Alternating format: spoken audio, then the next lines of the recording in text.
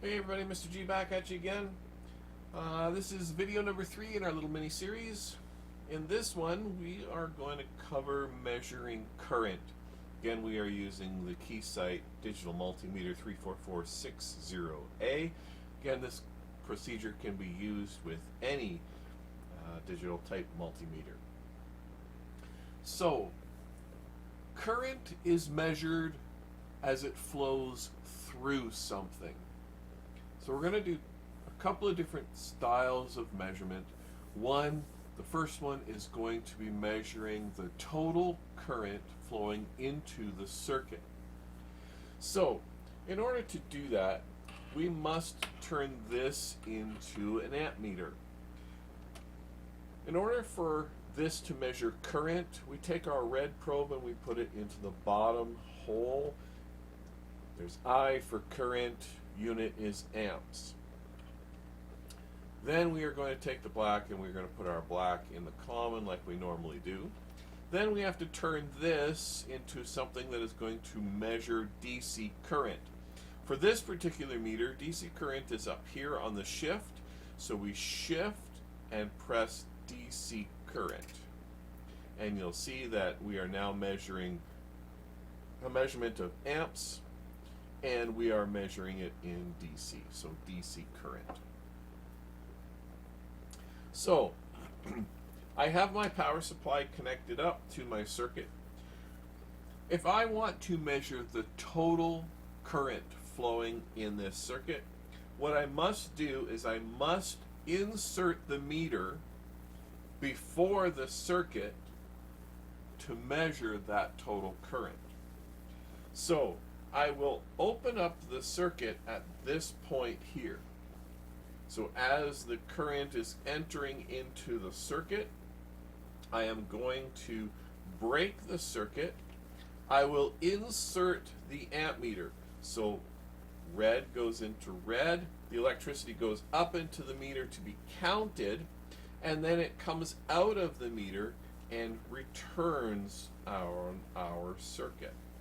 So in this particular case, my current is 0.175 milliamps. So 0.175 milliamps is the current that is flowing in this circuit. So again, I'll do that one more time. So here is our circuit complete. We must break the circuit because we are going to be counting or measuring the electrons flowing in the circuit before they actually enter. So the electrons now go up into the meter in the red, they get counted, and then they return back. And they flow through the whole circuit and then back to our supply. So again, 0.175 milliamps of current. Now I could also choose to measure the current on the way out. So whatever goes into the circuit must also come out. So I can measure the current on this side. I can measure the total current as it's coming back to the supply. The red probe goes closest to the red. The black probe goes closest to the black.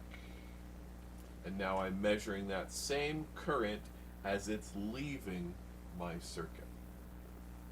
So it doesn't matter whether you measure the total current coming in or coming out of the circuit, the total current will be the same. Now what if I wanted to measure the current that is flowing through one of the resistors? So I'm going to identify this resistor right here. This is the 10 kilo ohm resistor, and I want to measure the current that is flowing through that resistor.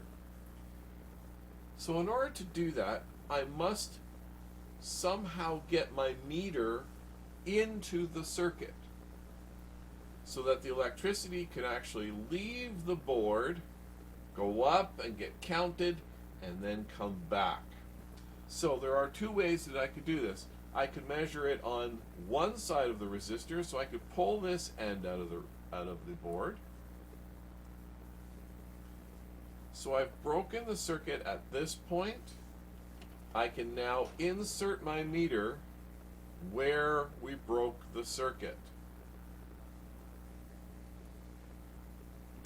So now the electrons are going to be counted on their way to that resistor.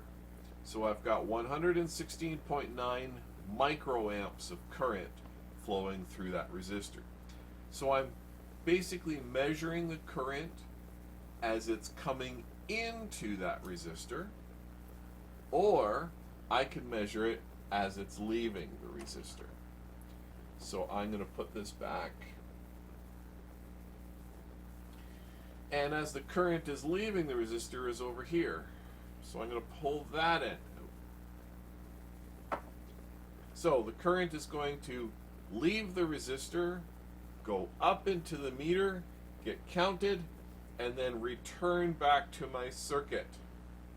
116.96 microamps of current.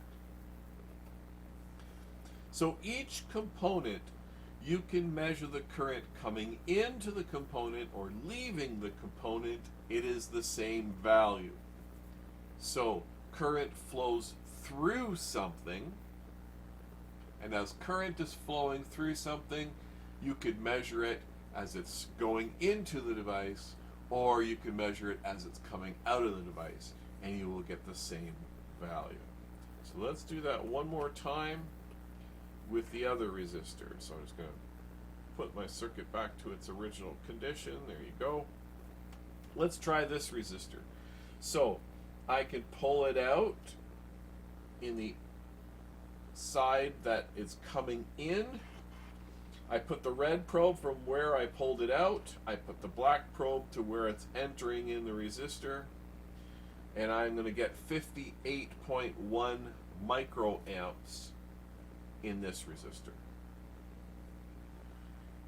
I can put the circuit back together, and now I can measure the current coming out the other side of that same resistor over here.